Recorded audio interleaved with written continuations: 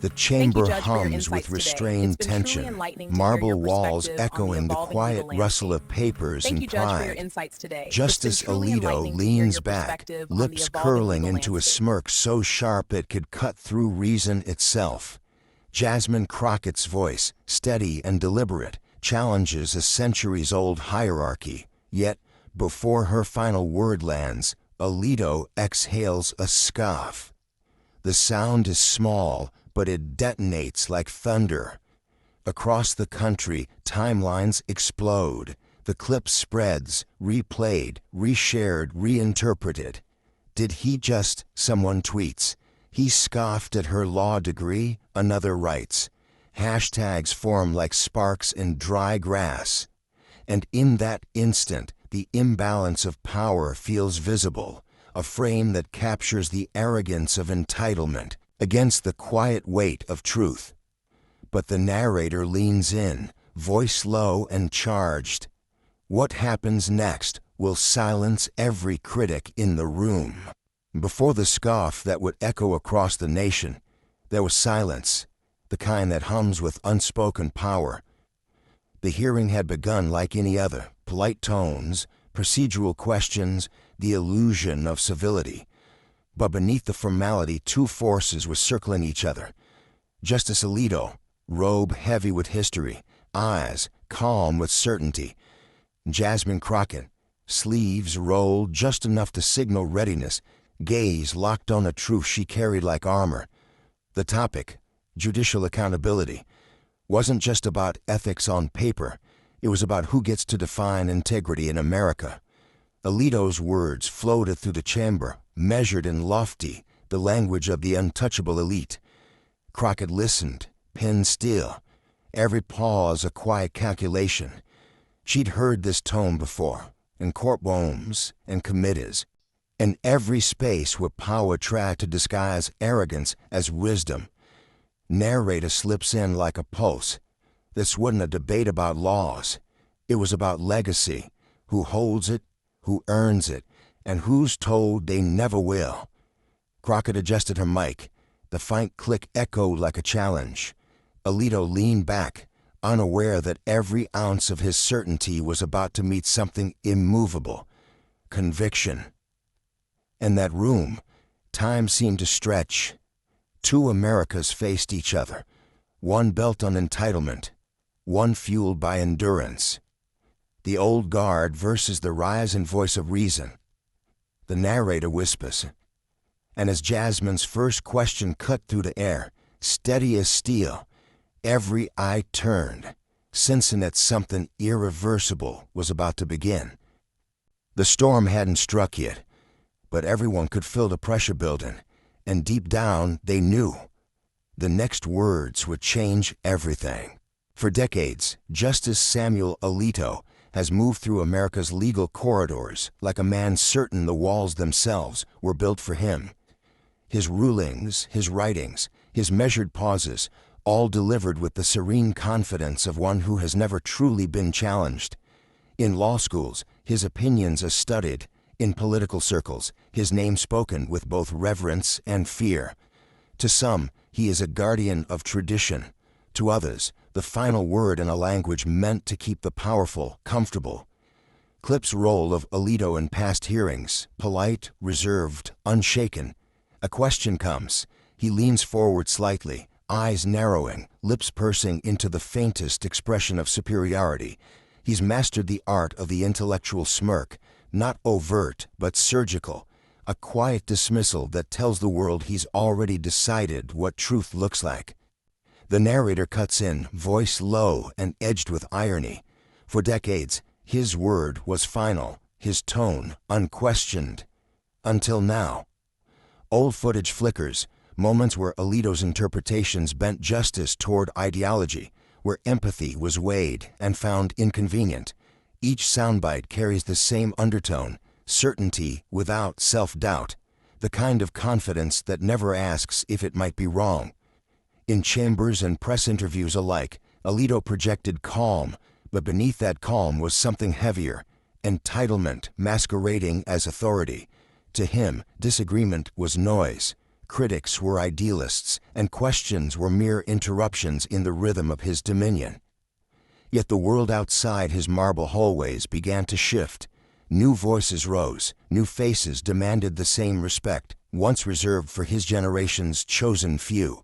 And when one of those voices, young, brilliant, unbowed, sat across from him in that hearing, his armor of intellectual arrogance began to crack, just slightly.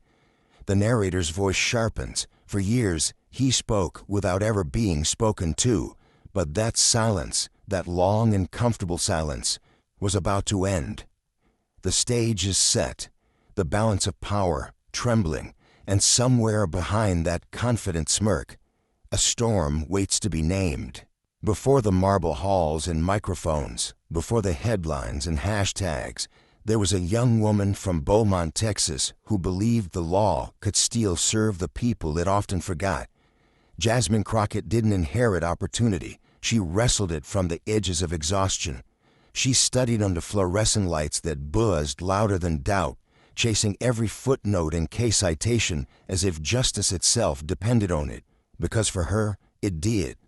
She didn't come from privilege, she came from grit.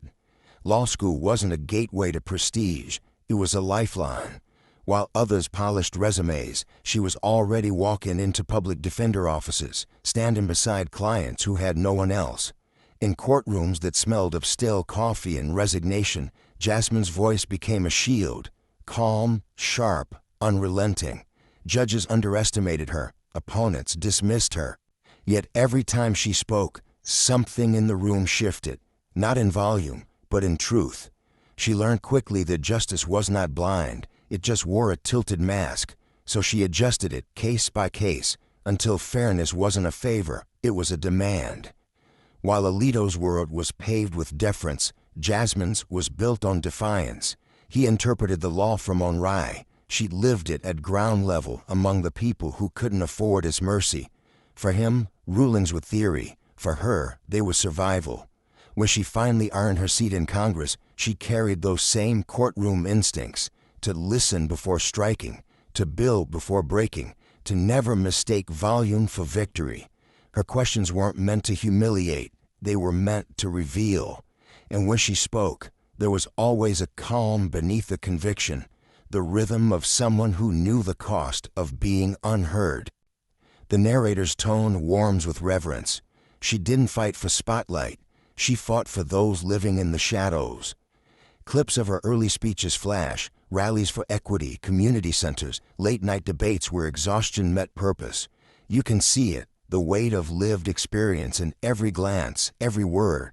And it's that history, that long march from public defender to policymaker, that makes our composure in the hearing chamber so disarming. She has stood before men like Alito before, the polished, the powerful, the ones who believed intellect belonged only to them.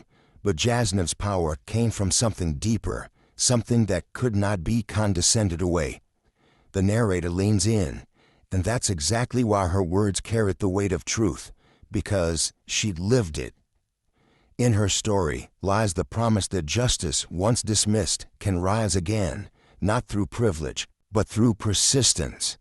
And soon, that truth will meet arrogance face to face. The hearing resumes with the calm precision of a courtroom just before the verdict. Jasmine Crockett straightens in her chair, gaze steady, voice even. Her tone isn't combative, it's clinical, deliberate, the kind of calm that makes the powerful uneasy. Justice Alito, she begins, you've often spoken about the integrity of the court. Would you agree that public confidence is part of that integrity? Alito's exhales sharply through his nose, a sound half sigh, half scoff. The chamber stiffens. He leans forward, eyes cool, mouth curved into something between amusement and dismissal. Congresswoman, he replies, I think it's safe to say I understand integrity. A few chuckles ripple from the back rows, quiet, nervous, complicit. Crockett doesn't flinch. She leans in just slightly, her tone soft but razor sharp. Understanding it, she says, isn't always the same as upholding it. That line lands. The air grows heavier, cameras zoom in, the narrator's voice threads through the silence. That single sound, that scoff, echoed louder than any gavel. Every word becomes a weapon now. Alito's laced with arrogance, Crockett's anchored in precision. He interrupts, tries to redirect, but each interjection only exposes the imbalance. You can feel the centuries of entitlement pressing against her composure. Gender, race, and rank form invisible lines across the table, and she walks them with unshakable grace. Committee members shift in their seats. One clears his throat, another adjusts her glasses, the tension too thick to ignore. Crockett keeps her eyes locked on Alito, not defiant, just unwavering. The narrator murmurs, "In that silence between question and answer, history was holding its breath." Then, as Alito begins another dismissive retort, Jasmine calmly reaches into her folder, and the tide turned. The paper slides across the table with a soft, deliberate sound, one that somehow drowns out every whisper in the chamber. Jasmine Crockett doesn't look rushed, doesn't look rattled. She simply adjusts the document until the header faces forward. Her voice, calm and unhurried, breaks the tension like a single note cutting through fog. "Justice Alito," she begins, "you stated earlier that there's no precedent for congressional inquiry into judicial ethics beyond voluntary disclosure. But according to this report," she pauses, glancing at the seal, "issued by the court's own administrative office in 1998, that's not exactly true."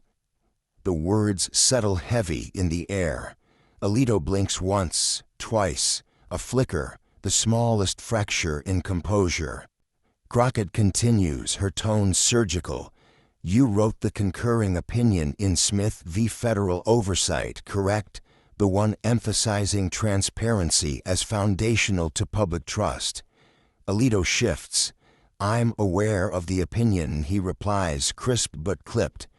"Then you'll remember this line," she reads, eyes steady. "When the judiciary cloaks itself from scrutiny, it invites the erosion of its own legitimacy." She lowers the page. "Those were your words." The silence that follows isn't awkward, it's seismic. The narrator enters, voice low, deliberate. She didn't raise her voice, she didn't need to. The truth was loud enough. Crockett lays down another sheet, and this memorandum, obtained through public record, details the court's internal discussions on implementing that very standard, discussions you participated in. A murmur moves through the committee. The cameras catch it, the subtle shift, the dawning realization that the imbalance of power is collapsing.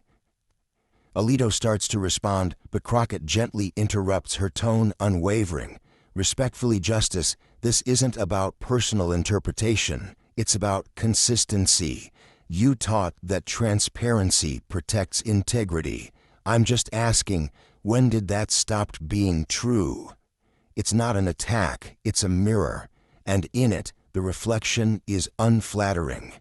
For a moment he says nothing, then he forces a tight smile, the kind meant to reassert control. But it's too late. The silence around him feels different now, less deferential, more exposed. Across the nation, that silence is already breaking. Clips of the exchange hit Twitter, TikTok. The paper slides across the table with a soft, deliberate sound, one that somehow drowns out every whisper in the chamber. Jasmine Crockett doesn't look rushed, doesn't look rattled.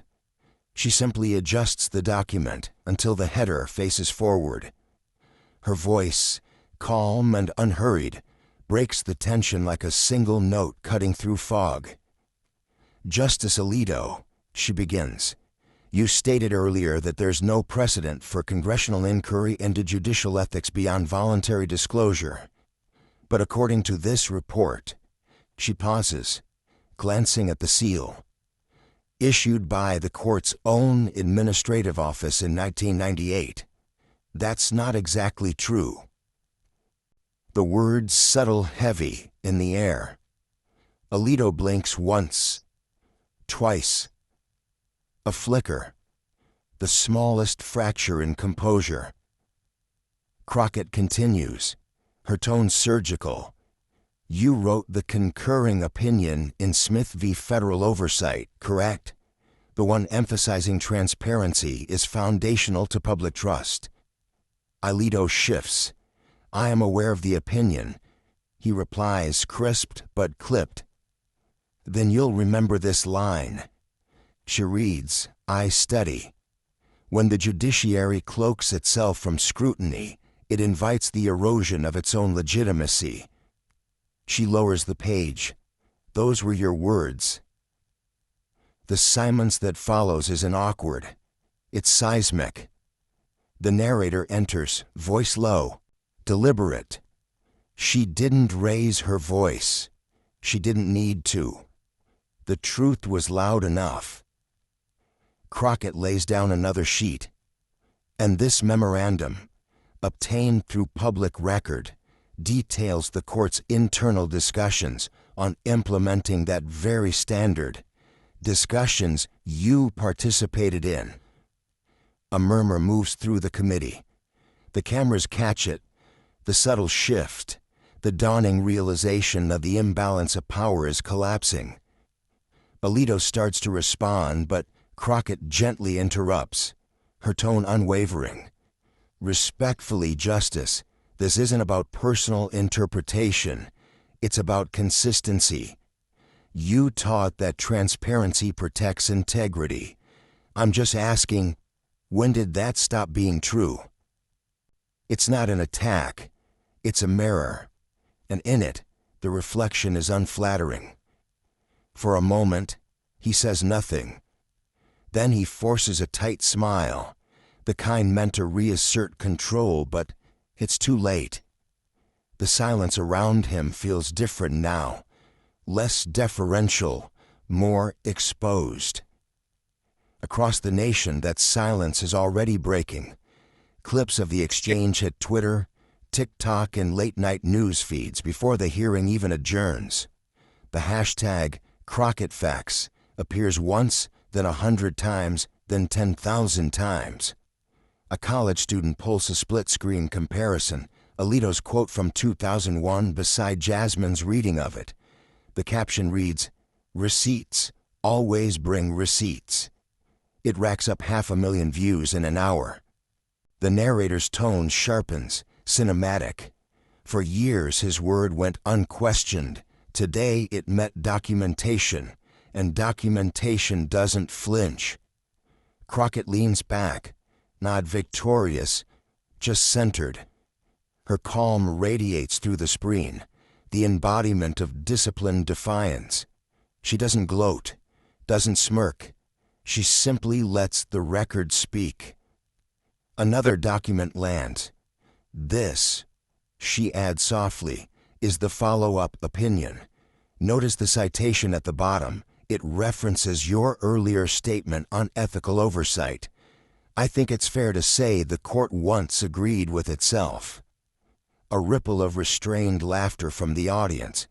Even some committee members can't suppress faint smiles. The tension releases, just enough to feel the shift, power redistributing, balance restoring. The narrator continues. In that instant, the hierarchy cracked.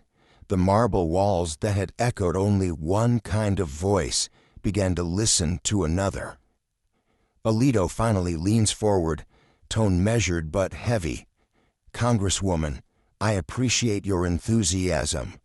She cuts in gently. "Not enthusiasm, Justice, just evidence." That's the moment. The kind that lives forever in replay loops in reaction videos. The camera zooms tight on her face, unshaken, unbothered, anchored by truth. Outside the chamber, 1,000 screens light up. News alerts. Crockett cites Alito's own words to challenge ethics' claim. Hashtags multiply. Commentators can't stop replaying the moment where power blinked. The narrator's closing line hums like a heartbeat. In the end, it wasn't outrage that shook the chamber. It was proof. And proof, when wielded by the brave, is the sharpest weapon of all. Then, the faintest rustle. Crockett, reaching for one last document.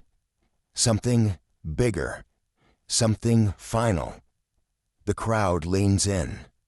The narrator whispers, "But she wasn't done yet." By the time the hearing adjourned, the moment was already immortalized. Clips of Jasmine Crockett's quiet dismantling of Justice Alito spread through every corner of the internet like a current, unstoppable, electric, righteous. Within an hour, timelines pulsed with one phrase, #Crockett Facts.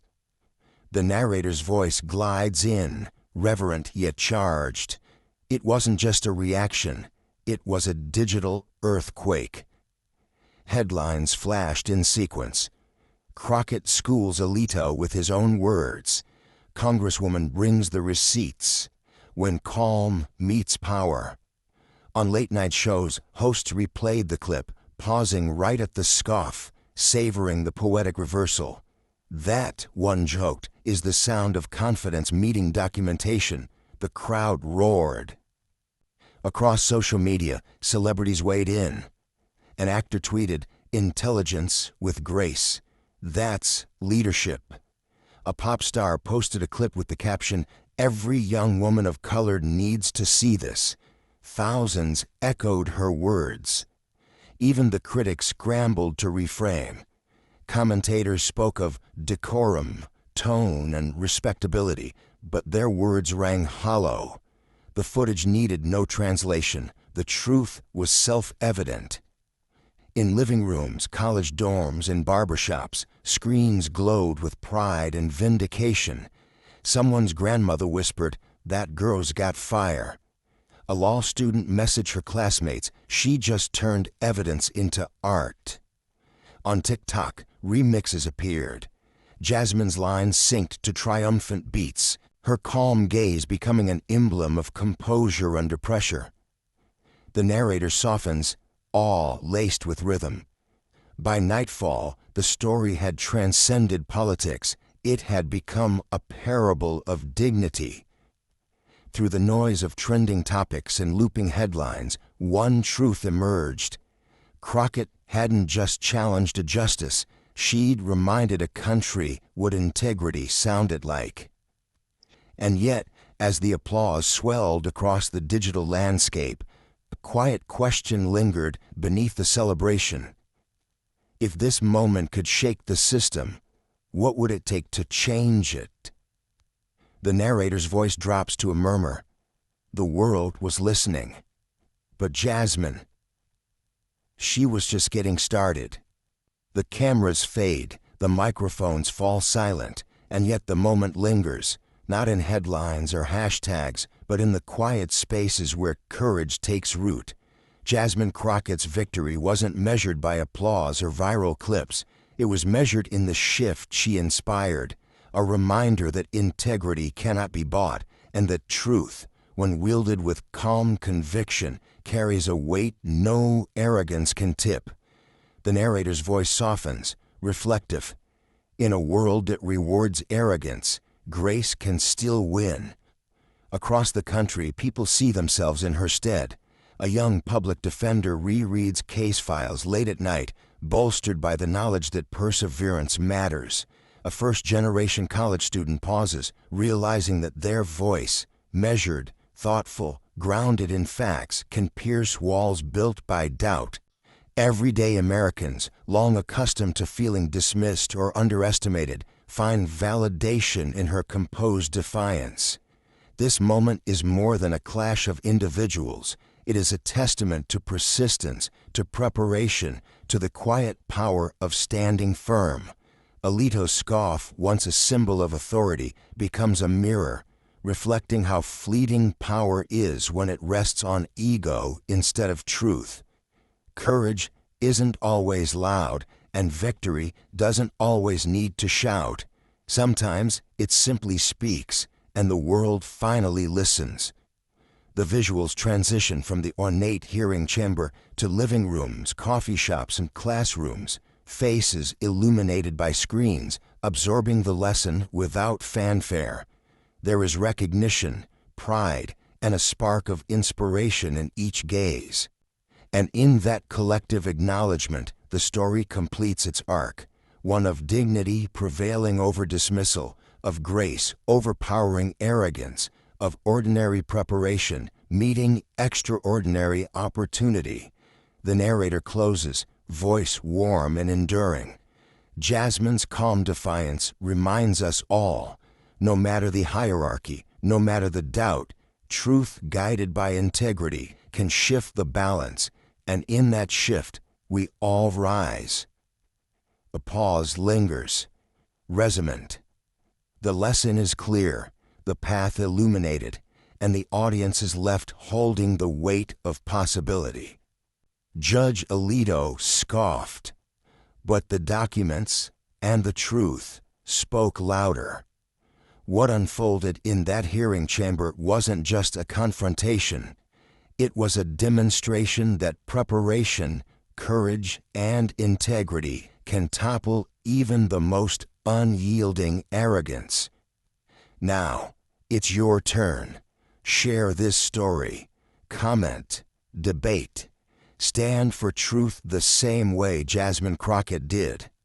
Calm, unwavering, and grounded in facts. Let her example remind us all that every voice matters, and every action can ripple farther than we imagine. The world is watching. The timeline is active. The conversation is alive. By participating, you're not just witnessing history, you're helping shape it. Because sometimes the quietest voice in the room is the one history remembers.